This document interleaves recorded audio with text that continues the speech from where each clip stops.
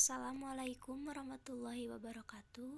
Perkenalkan, nama saya Belia Fitrin Wahyudi dari mahasiswa Program Studi Pendidikan Bahasa dan Sastra Indonesia angkatan tahun 2020 dengan NIM 202101152. Di video kali ini, saya akan memaparkan materi tentang model pengembangan dan organisasi kurikulum. Video ini dibuat untuk memenuhi tugas mata kuliah kurikulum pembelajaran yang diampu oleh Ibu Ida Lisdawati. Model pengembangan. Model adalah acuan atau ragam dari sesuatu yang akan dibuat atau dihasilkan. Model pengembangan kurikulum adalah langkah atau prosedur sistematis dalam proses penyusunan kurikulum. Pengertian ini senada dengan pengertian model sebagai acuan untuk mengembangkan kurikulum. Model pengembangan dan organisasi kurikulum. Model pengembangan kurikulum di dalamnya terdapat mendesain, menerapkan, dan mengevaluasi. Sedangkan organisasi kurikulum terdapat faktor-faktor yang perlu diperhatikan dalam organisasi kurikulum, yaitu ruang lingkup atau skop, merupakan keseluruhan materi pelajaran dan pengalaman yang harus dipelajari oleh siswa. Ruang lingkup ini adalah bahan pelajaran yang bergantung pada tujuan pendidikan yang hendak dicapai. Selanjutnya, urutan bahan atau sequence berhubungan dengan urutan penyusunan bahan pelajaran yang akan disampaikan kepada siswa agar proses belajar dapat berjalan dengan lancar. Urutan bahan meliputi dua hal. Yang pertama, urutan isi bahan pelajaran, dan kedua, urutan pengalaman belajar yang memerlukan pengetahuan tentang perkembangan anak dalam menghadapi pelajaran tertentu. Selanjutnya ada kontinuitas. Berhubungan dengan kesinambungan bahan pelajaran, tiap mata pelajaran pada tiap jenjang sekolah dan materi pelajaran yang terdapat dalam mata pelajaran yang bersangkutan. Kontinuitas ini dapat bersifat kuantitatif dan kualitatif. Yang selanjutnya, keseimbangan. Keseimbangan adalah faktor yang berhubungan dengan bagaimana semua mata pelajaran itu mendapat perhatian yang layak dalam komposisi kurikulum yang akan diprogramkan kepada siswa. Keseimbangan dalam kurikulum ini dapat ditinjau dari dua segi, yakni keseimbangan isi atau apa yang dipelajari dan keseimbangan cara atau proses belajar.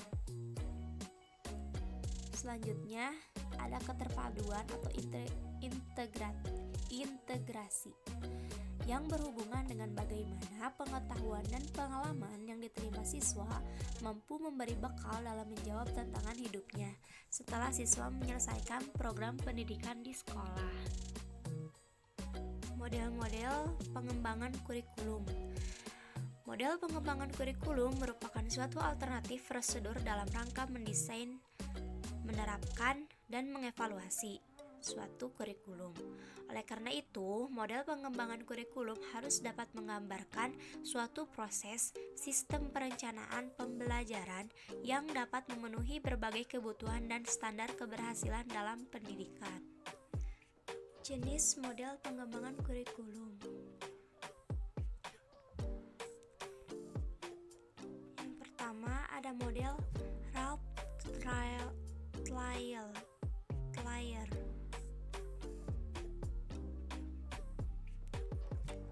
Beberapa tahap menurut Taylor menentukan tujuan pendidikan, menentukan proses pembelajaran. Model Ralph Taylor. Beberapa tahap menurut Taylor. Yang pertama ada 1. Menentukan tujuan pendidikan. Menentukan tujuan merupakan hal yang paling awal dan harus dikerjakan, karena tujuan akan menentukan arah atau sasaran pendidikan.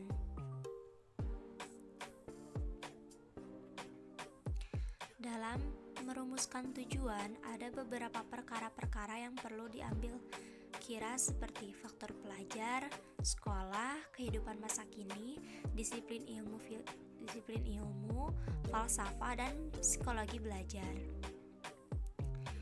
Dalam menentukan tujuan, ia bergantung kepada falsafah pendidikan yang diamalkan. Terdapat 3 tujuan kurikulum, yaitu discipline-oriented.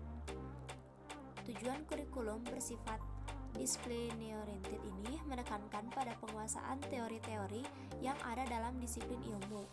Jadi, dalam merumuskan tujuan diambil dari teori-teori para ahli. Yang kedua, ada child center. Bersifat child center berarti berpusat kepada anak didik. Dalam merumuskan tujuan harus disesuaikan dengan bakat minat anak didik, keperluan anak didik, dan kemampuan anak didik. Yang ketiga ada society center, yaitu berpusat pada kehidupan masyarakat. Jadi dalam merumuskan tujuan lebih ditekankan untuk kehidupan masyarakat sendiri. Tujuan kurikulum harus sesuai dengan keadaan lingkungan masyarakat, keadaan sosial ekonomi masyarakat, dan apa yang diperlukan, dan harus sesuai dengan falsafah pendidikan yang diamalkan. Yang selanjutnya, menentukan proses pembelajaran. Proses pembelajaran adalah segala aktiviti dalam berinteraksi dengan persekitaran. Jadi, dalam merumuskan kurikulum perlu memperhatikan latar belakang pendidikan anak didik dan pengalaman anak didik. Penyusunan kurikulum perlu mengambil kira persepsi anak didik agar mereka dapat bersedia dari segi mental dan emosi maupun dalam bentuk perlakuan.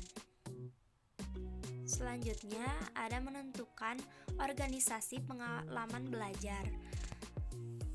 Mengorganisasi pengalaman belajar merupakan hal yang sangat penting. Pengalaman belajar perlu diorganisasikan agar terstruktur sehingga lebih mudah dalam merumus kurikulum dan hasilnya dapat dimaksimalkan. Pengorganisasian ini boleh saja berbentuk mata pelajaran maupun dalam bentuk program. Yang selanjutnya ada menentukan evaluasi pembelajaran. Evaluasi dilakukan untuk mengetahui apakah tujuan yang telah ditetapkan dalam kurikulum tercapai atau tidak. Dalam menilai terdapat 2 aspek yang perlu diberi perhatian, yaitu evaluasi harus menilai apakah ada perubahan tingkah laku pelajar sesuai dengan tujuan yang telah ditetapkan, atau penilaian sebaliknya, menggunakan lebih dari satu alat ukur dalam suatu waktu tertentu. Model administratif. Ide awal dan pelaksanaan atas pembuatan kurikulum dimulai dari pejabat tingkat atas, membentuk suatu tim pelaksana atau komisi untuk mengembangkan kurikulum, menyusun kurikulum secara operasional, mengajukan model kurikulum kepada tim pengarah untuk diperiksa dan diperbaiki, pelaksanaan uji coba, monitoring dan evaluasi. Model administratif ini menggunakan prosedur garis staf atau garis komando dari atas ke bawah. Maksudnya, inisiatif pengembangan kurikulum berasal dari pejabat tinggi atau Kemdiknas. Kemudian secara struktural dilaksanakan di tingkat bawah. Dalam model ini, pejabat pendidikan membentuk panitia pengarah yang biasanya terdiri atas pengawas pendidikan, kepala sekolah, dan guru-guru inti. Panitia pengarah ini bertugas untuk merumuskan rencana umum, prinsip-prinsip, landasan filosofis, dan tujuan umum pendidikan. Yang selanjutnya ada model grassroots. Pengertian model grassroots ini adalah model pengembangan kurikulum yang dimulai dari arus bawah dan lebih demokratis. Hal-hal yang harus diperhatikan oleh guru yaitu guru harus memiliki kemampuan yang profesional. Guru harus terlibat penuh dalam perbaikan kurikulum, penyelesaian permasalahan kurikulum. Guru terlibat langsung dalam perumusan tujuan, pemilihan bahan, dan penentuan evaluasi. Yang keempat, seringnya pertemuan kelompok dalam pembahasan kurikulum yang akan berdampak terhadap pemahaman guru dan menghasilkan konsensus tujuan, prinsip, maupun rencana-rencana. Jadi, inisiatif pengembangan kurikulum model ini berada di tangan guru-guru sebagai pelaksana kurikulum di sekolah, baik yang bersumber dari satu sekolah maupun dari beberapa sekolah sekaligus. Model ini didasarkan pada dua pandangan pokok. Pertama, implementasi kurikulum akan lebih berhasil apabila guru-guru sebagai pelaksana sudah sejak semula terlibat secara langsung dalam pengembangan kurikulum. Yang kedua, pengembangan kurikulum bukan hanya melibatkan personel yang profesional atau guru saja, tetapi juga siswanya, orang tua, dan anggota masyarakat. Dalam kegiatan pengembangan kurikulum ini, kerjasama dengan orang tua murid dan masyarakat sangatlah penting. Yang selanjutnya ada model demonstrasi. Model ini dikembangkan untuk memperkenalkan suatu inovasi kurikulum dalam skala kecil. Dalam pelaksanaannya, model ini menuntut sejumlah guru dalam satu sekolah untuk mengorganisasikan dirinya dalam memperbarui kurikulum. Model pengembangan kurikulum yang datangnya dari bawah semula adalah upaya inovasi kurikulum dalam skala kecil yang selanjutnya digunakan dalam skala yang lebih luas.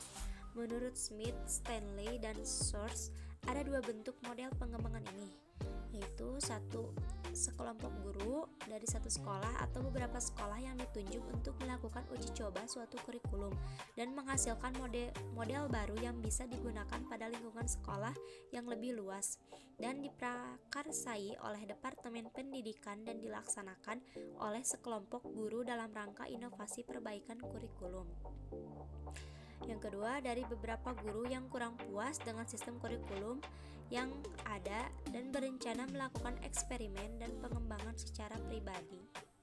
Keuntungan model ini adalah karena kurikulum telah dilaksanakan secara nyata, maka dapat memberikan alternatif yang dapat bekerja.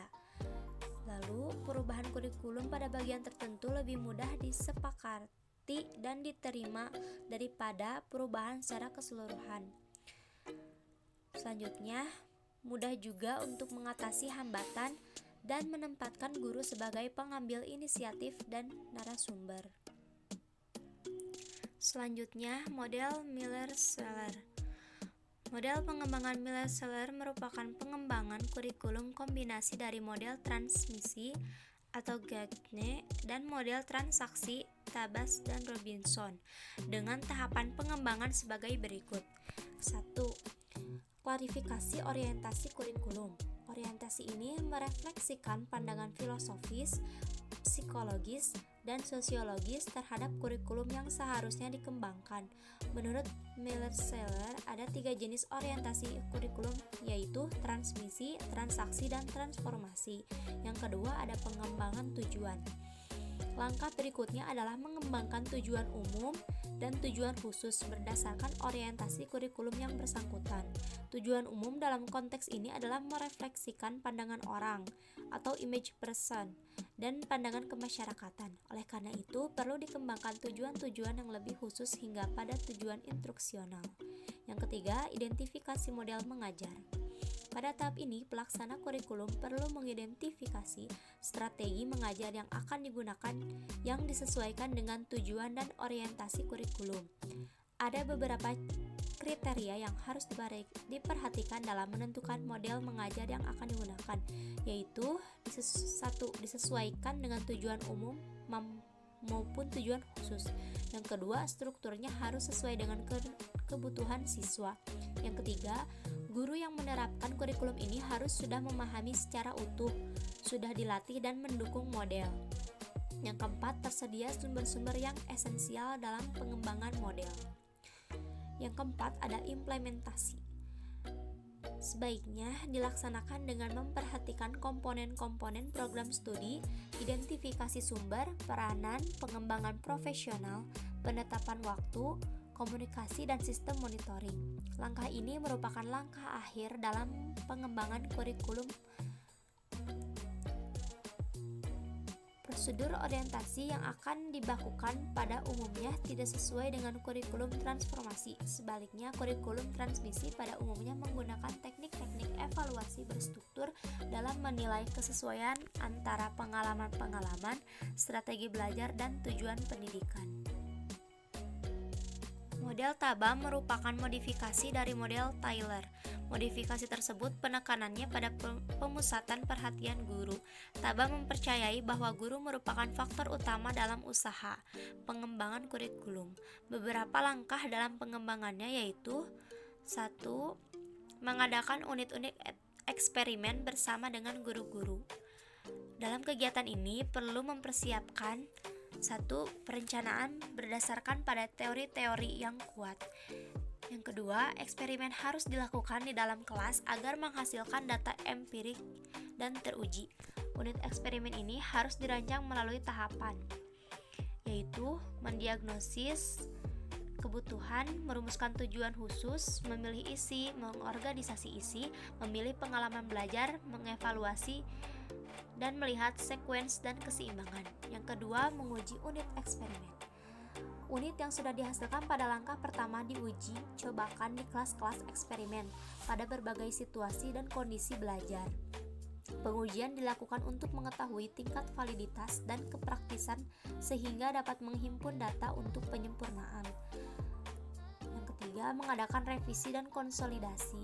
Perbaikan dan penyempurnaan dilakukan berdasarkan pada data yang dihimpun sebelumnya. Dilakukan juga konsolidasi, yaitu penarikan kesimpulan pada hal-hal yang bersifat umum dan konsistensi teori yang digunakan. Yang keempat, pengembangan ke seluruh rangka kurikulum. Apabila kegiatan penyempurnaan dan konsolidasi telah diperoleh sifatnya yang lebih menyeluruh atau berlaku lebih luas, hal itu harus dikaji oleh para ahli kurikulum. Yang kelima, ada implementasi dan diseminasi. Penerapan dan penyebarluasan program kedaerahan dan sekolah-sekolah, dan dilakukan pendataan tentang kesulitan serta permasalahan yang dihadapi guru-guru di lapangan. Menurut Beauchamp 1931, proses perkembangan kurikulum meliputi 5 tahap, yaitu 1. Menentukan area atau wilayah yang akan dicakup oleh kurikulum. Wilayah manakah kurikulum itu akan diterapkan? 1 sekolah, 1 kecamatan, 1 kabupaten, 1 provinsi, atau secara nasional. Penentuan tahapan ini ditentukan pemegang wewenang yang dimiliki pengambil kebijakan di bidang kurikulum. Yang kedua, menetapkan personalia. Tahapan ini menentukan siapa saja orang yang akan terlibat dalam pengembangan kurikulum. Yang ketiga, organisasi dan prosedur pengembangan kurikulum. Langkah ini berkenaan dengan prosedur dalam merumuskan tujuan umum dan tujuan khusus. Yang keempat, implementasi kurikulum, yaitu pelaksanaan kurikulum yang telah dikembangkan oleh tim pengembang. Yang kelima, evaluasi kurikulum. Hal-hal penting yang perlu dievaluasi yaitu pelaksanaan kurikulum oleh guru-guru, desain kurikulum, hasil belajar siswa, dan keseluruhan dari sistem kurikulum. Organisasi kurikulum merupakan pola susunan sajian kurikulum yang bertujuan untuk mempermudah siswa dalam mempelajari bahan pelajaran serta mempermudah siswa dalam melakukan kegiatan belajar sehingga tujuan pembelajaran dapat dicapai secara efektif. Organisasi kurikulum berdasarkan mata pelajaran. 1.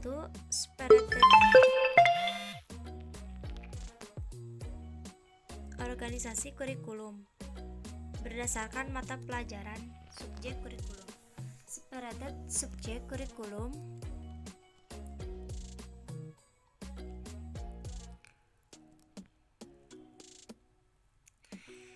yang pertama ada mata pelajaran terpisah atau separated subject curriculum. Kurikulum ini menyajikan segala bahan pelajaran dalam berbagai macam mata pelajaran yang terpisah-pisah satu sama lain. Seakan-akan ada batas pemisah antara mata pelajaran yang satu dengan yang lainnya, juga antar kelas yang satu dengan kelas yang lainnya.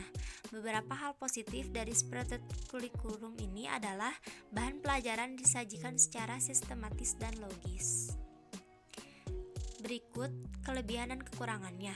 Kelebihannya sistematis, logis, sederhana, mudah dipelajari, pewaris nilai dan budaya, mudah diubah, dikembangkan, dan dipola. Kekurangannya, mata pelajaran tidak berhubung, tidak bersifat aktual, tidak berdasarkan pada kebutuhan masyarakat, bakat dan minat kurang diperhatikan kekerungan.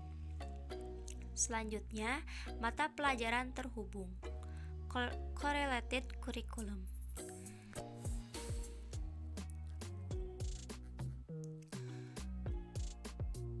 Yaitu kurikulum yang menekankan perlunya hubungan di antara dua atau lebih mata pelajaran tanpa menghilangkan batas-batas setiap mata pelajaran. Misalnya, sejarah dan ilmu bumi dapat diajarkan untuk saling memperkuat. Ada 3 jenis korelasi yang sifatnya bergantung dari jenis mata pelajaran. Korelasi faktual, misalnya sejarah dan kesusastraan. Fakta-fakta sejarah disajikan melalui penulisan karangan sehingga menambah kemungkinan menikmati bacaannya oleh siswa. Yang kedua ada korelasi deskriptif. Korelasi ini dapat dilihat pada penggunaan generalisasi yang berlaku untuk 2 atau lebih mata pelajaran, misalnya psikologi dan berkorelasi dengan sejarah atau ilmu pengetahuan sosial dengan menggunakan prinsip-prinsip yang ada dalam psikologi untuk menerangkan kejadian-kejadian sosial. Yang ketiga ada korelasi normatif, yaitu hampir sama dengan korelasi deskriptif, namun perbedaannya terletak pada prinsipnya yang bersifat moral sosial. Berikut kelebihan dan kekurangannya. Kelebihannya, materi pelajaran terhubung walau hanya sebatas mata pelajaran tertentu. Yang kedua, memberikan wawasan yang lebih luas. Yang ketiga, menambah minat siswa mempelajari mata pelajaran yang terkolerasi. Kekurangannya, 1. Kurang sistematis dan kurang mendalam. Yang kedua, bahan pelajaran terlampau abstrak karena prinsip penggabungan belum dipahami. Yang ketiga, kurang memperhatikan kebutuhan dan bakat siswa. Fungsi mata pelajaran Broadfield's Curriculum. Hilda Taba menyatakan bahwa the Broadfield's Curriculum adalah usaha meningkatkan kurikulum dengan mengkombinasikan beberapa mata pelajaran, misalnya fisika, kimia, dan biologi, disatukan menjadi ilmu pengetahuan alam. Kelebihannya, mata pelajaran akan semakin dirasakan atau digunakan, sehingga memungkinkan pengadaan mata pelajaran yang kaya akan pengertian dan meningkatkan prinsip dasar generalisasi. Kekurangannya, hanya memberikan pengetahuan secara sketsa, abstrak, kurang logis dari suatu mata pelajaran. Yang selanjutnya ada integrated curriculum, yaitu kurikulum yang terpadu. Dalam kurikulum terpadu atau terintegrasi, batas-batas di antara mata pelajaran sudah tidak terlibat sama sekali, karena semua mata pelajaran sudah dirumuskan dalam bentuk masalah atau unit. Ciri-ciri kurikulum ini antara lain berdasarkan filsafat pendidikan demokrasi, psikologi, dan organismik, berdasarkan landasan sosiologis dan sosiokultural, berdasarkan kebutuhan, minat, dan tingkat perkembangan atau pertumbuhan siswa. Bentuk kurikulum ini tidak hanya ditunjang oleh semua mata pelajaran atau bidang studi yang ada, tetapi lebih luas. Bahkan mata pelajaran baru dapat saja muncul dan dimanfaatkan guna pemecahan masalah. Kekurangannya pada kurikulum ini memerlukan kesiapan guru, tidak disusun secara logis, tidak bersifat sederhana, perbedaan kemampuan yang dicapai, dan biaya waktu dan tenaga banyak.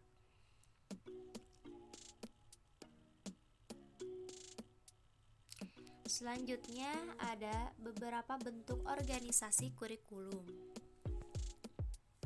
Yang pertama ada kurikulum inti. Kurikulum ini bertujuan untuk mengembangkan integrasi, melayani kebutuhan siswa, dan meningkatkan kreativitas belajar dan hubungan antara kehidupan dan belajar. Kurikulum ini selalu menggunakan bahan-bahan dari berbagai mata pelajaran atau disiplin ilmu guna menjawab atau menyelesaikan permasalahan yang dihadapi atau yang dipelajari siswa. Kurikulum ini direncanakan secara berkelanjutan atau kontinu, selalu berkaitan dan direncanakan secara terus-menerus. Isi kurikulum yang dikembangkan merupakan rangkaian dari pengalaman yang saling berkaitan. Isi kurikulum selalu mengambil atas dasar masalah atau problema yang dihadapi secara aktual. Yang kedua ada social function dan present situation. Kurikulum ini didasarkan atas kegiatan-kegiatan manusia dalam masyarakat. Dalam social function dapat diangkat berbagai kegiatan-kegiatan manusia yang dapat dijadikan sebagai topik pembelajaran. Sebagai modifikasi dari social function adalah persistent life situation yang berkarakteristik, yaitu situasi yang dapat diangkat untuk dihadapi manusia dalam hidupnya, masa lalu, saat ini, dan masa yang akan datang. Kurikulum ini didasarkan atas analisis kegiatan-kegiatan manusia dalam masyarakat, yaitu pengembangan individu manusia seperti kesehatan intelektual, moral, dan keindahan. Selanjutnya, perkembangan partisipasi sosial, yaitu hubungan antara pribadi dan kelompok. Dan perkembangan menghadapi lingkungan seperti alamiah, teknologi, dan ekonomi. Yang ketiga, experience atau activity kurikulum. Kurikulum ini dikenal juga dengan sebutan activity kurikulum, mengutamakan kegiatan-kegiatan atau pengalaman-pengalaman siswa dalam rangka membentuk kemampuan yang terintegritas dengan lingkungan maupun potensi siswa. Kurikulum ini berupaya mengatasi kelemahan pada subjek kurikulum, yakni anak lebih banyak menerima juga bahkan pelajaran merupakan hasil pengalaman masa lampau. Kurikulum ini cenderung mengutamakan kegiatan-kegiatan atau pengalaman-pengalaman siswa dalam rangka membentuk kemampuan yang terintegrasi dengan lingkungan maupun dengan potensi siswa. Seperti pendidikan keterampilan, siswa berprestasi penuh. Akademik mengoptimalisasikan kemampuan siswa. Intelektual yaitu estetika, vokasional, intelektual, dan kreativitas.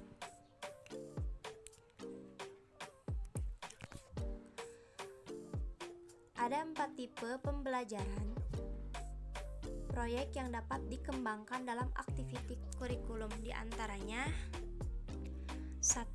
Construction on creative project. Pembelajaran ini bertujuan untuk mengembangkan ide-ide atau merealisasikan suatu ide dalam suatu bentuk tertentu. Misalnya membuat paying, membuat tas dengan mode tertentu, menulis gagasan atau surat, atau menciptakan permainan. Yang kedua, appreciation on enjoyment project. Pembelajaran ini bertujuan menikmati pengalaman-pengalaman dalam bentuk apresiasi atau estetis. Misalnya menyaksikan permainan drama, mendengarkan musik, menghayati gambar hasil seni, mendengarkan cerita, atau membaca karangan. Yang ketiga, ada the problem project. Pembelajaran ini bertujuan untuk memecahkan masalah yang bersifat intelektual, tetapi ada substansi keterampilannya. Misalnya, bagaimana penanggulangan flu burung. Permasalahan tersebut memerlukan jawaban yang intelektual, tetapi tidak menutup kemungkinan dibahas tentang bagaimana cara membersihkan kandang unggas dengan cara simulasi. Yang keempat, ada the drill or specific project. Pembelajaran ini bertujuan memperoleh beberapa item atau tingkat keterampilan. Misalnya, bagaimana mengoperasikan kamera digital, bagaimana cara menulis makalah yang benar, dan sebagainya. Sekian dari pemaparan materi kali ini. Mohon maaf bila ada kesalahan kata. Wabillahi taufiq wal hidayah. Wassalamualaikum warahmatullahi wabarakatuh.